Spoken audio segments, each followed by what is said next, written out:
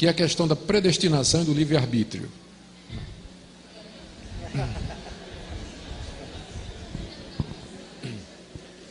Deixa eu ver como é que eu respondo isso aqui. Eu vou tentar dar uma resposta breve para uma questão extremamente complicada e que já vem sendo debatida há 2000 anos na igreja, né? Sem que haja assim consenso entre todo mundo. Eu vou dizer qual é a dificuldade. A dificuldade toda é que você encontra na Bíblia duas coleções de versículos que parecem uma contradizer a outra. Então, por um lado, você tem uma longa lista de versículos que dizem que Deus é soberano, que Deus determinou tudo o que existe, que Deus predestinou aqueles que Ele quis para a salvação, que Ele escolheu quem Ele quis que vai ser salvo, que quem Deus não escolheu, esse não vai ser salvo de maneira nenhuma, só os eleitos entrarão no reino de Deus. Você tem dezenas de versículos, eu posso dar a lista para vocês que falam disso aí. Só que a mesma Bíblia tem também uma coleção de versículos que parece atribuir ao homem o livre-arbítrio, do tipo assim: quem se arrepender e crer será salvo, tornai-vos para mim e eu tornarei para vós outro, aquele que perseverar até o fim, esse será salvo. Vinde a mim todos vós que estáis cansados e oprimidos, eu vos aliviarei. Eis que estou à porta e bato, se alguém ouvir a minha voz e abrir, entrarei e cearei. Aí você fica doido, porque por um lado você tem a Bíblia dizendo, falando da predestinação, claramente, você pode dizer que você não entende a predestinação, mas dizer que ela não é bíblica, você está errado. Porque a Bíblia fala da predestinação e da eleição do começo ao fim, e não é pré-conhecimento não é que Deus anteviu, não tem nada a ver. Isso é uma tentativa de escapar da força dessas passagens. Deus elegeu quem Ele quis de acordo com o bom prazer da sua vontade. Efésios 1, Romanos 8, Romanos 9, Romanos 11, 1 Tessalonicenses 2, a lista é enorme de versículos que dizem isso. Então, por um lado, você tem um Deus que diz assim: não cai um passarinho no chão se não for a vontade de Deus, né? Não é isso que Jesus disse? Para o passarinho cair no chão tem que ser a vontade de Deus. Imagina a salvação do pecador, né? Imagina a salvação do pecador. Por outro lado, você vê Deus dizendo: ah, Jerusalém, quantas vezes eu quis ajuntar você como a galinha junta os pintinhos debaixo das asas, e você não quis. Você ouve Estevão dizendo: homens de dura cerviz, vós resistis ao Espírito Santo. Então como é que isso encaixa? A gente tenta combinar a soberania de Deus com o livre-arbítrio, e a resposta é impossível. Você não tem como. Isso é aquilo que nós chamamos em teologia de antinômio.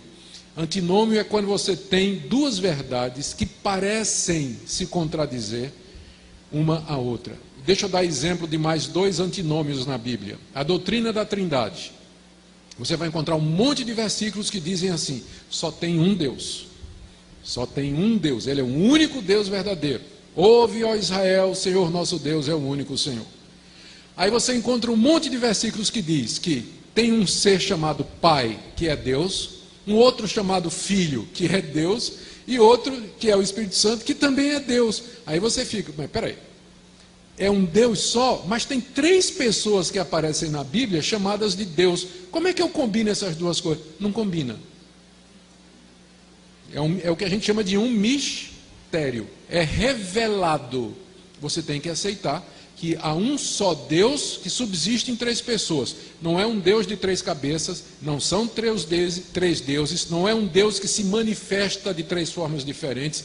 São três pessoas distintas que são um único e verdadeiro Deus. Ou seja, na matemática de Deus, 1 mais 1 mais 1 igual a 1. Na nossa, 1 mais 1 mais 1 igual a 3. Na de Deus, 1 mais 1 mais 1 igual a 1. Outro antinômio.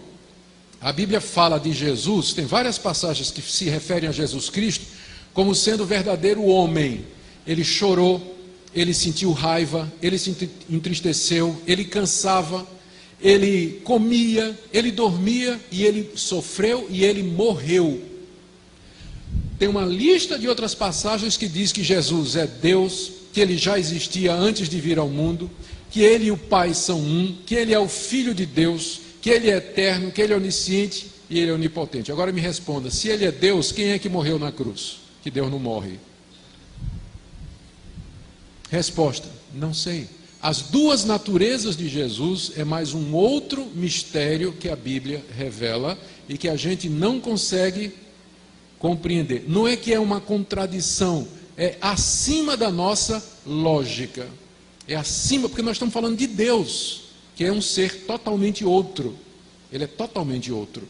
Então, nós não temos como entender determinadas coisas. Então, a doutrina da predestinação e da responsabilidade humana se encaixa na mesma categoria. Deus é absolutamente soberano, só vai para o céu quem Deus escolheu e chamou.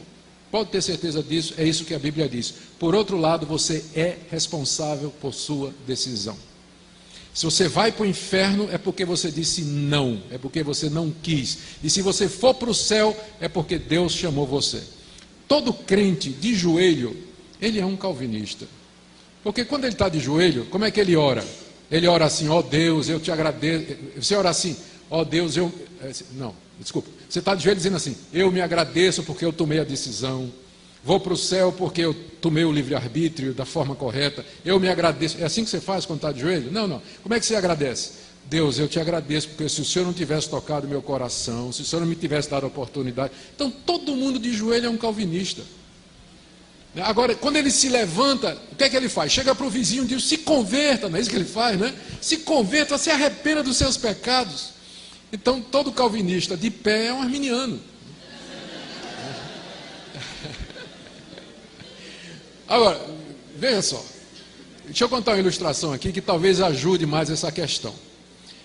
Imagine aqui uma rua, tá? Você tem uma rua aqui, uma calçada, e tem uma porta bem grande, escrito em cima assim, vinde a mim todos vós que estáis cansados e oprimidos, eu vos aliviarei. Aí a multidão está passando, muita gente para, olha a placa, vê o convite, uns, olha assim, vai embora, não está interessado.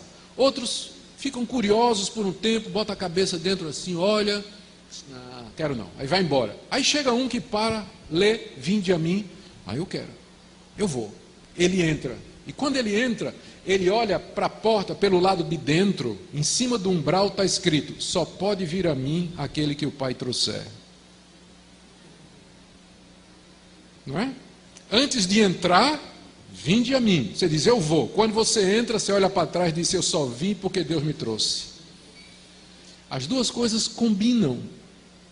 Elas não se explicam. Não há uma explicação lógica para isso. Como é que pode haver responsabilidade num mundo governado por um Deus que predestinou tudo o que acontece? Então isso não cabe na nossa lógica, mas é o que a Bíblia diz. Tá? Então, minha sugestão, ainda bem que ninguém vai para o céu sob a condição de acreditar na predestinação, tá? Você é predestinado, mesmo que você não acredite, pode ter certeza. Então, ainda bem que sua salvação não depende de você acreditar nessa doutrina. Mas pelo menos não diga que ela não é bíblica. Diga assim, eu não entendo. Eu sei que a Bíblia fala disso, eu não compreendo, mas eu não posso dizer que é bíblica, porque é bíblica, está na Escritura Sagrada. A gente só não sabe direito como resolver. As pessoas tentam resolver esse dilema da soberania de Deus e da responsabilidade humana, ou anulando a soberania de Deus, para deixar o homem livre, dizendo que Deus não predestina, que Deus não conhece o futuro, que Deus não determina, e aí eles vão ter que tirar da Bíblia dele um monte de versículos, ou você tem os outros que querem negar a responsabilidade humana, que são os chamados hipercalvinistas, não é? Que diz que não adianta nem evangelizar, nem precisa evangelizar, porque os eleitos virão de qualquer maneira. Então são os dois extremos que a gente tem que evitar. Nós temos que manter as duas verdades juntas. Pensa nisso da seguinte maneira, se você ficar em cima de um trilho de trem, em linha reta, que vai até no horizonte, você vai ver que as duas linhas vão correndo paralelas e elas nunca se encontram, mas elas se encontram lá no horizonte, não é isso? Então a soberania de Deus e a responsabilidade humana são as duas linhas desse trem, elas correm paralelas na Bíblia e se vão encontrar na eternidade, lá a gente vai compreender, Por enquanto, elas estão correndo lado a lado. Não se contradiz, estão correndo lado a lado, mas a gente não sabe como é que elas se relacionam. Tá bom assim? Todo mundo entendeu? Então vocês estão melhores do que eu, porque eu ainda continuo com dificuldade de entender isso.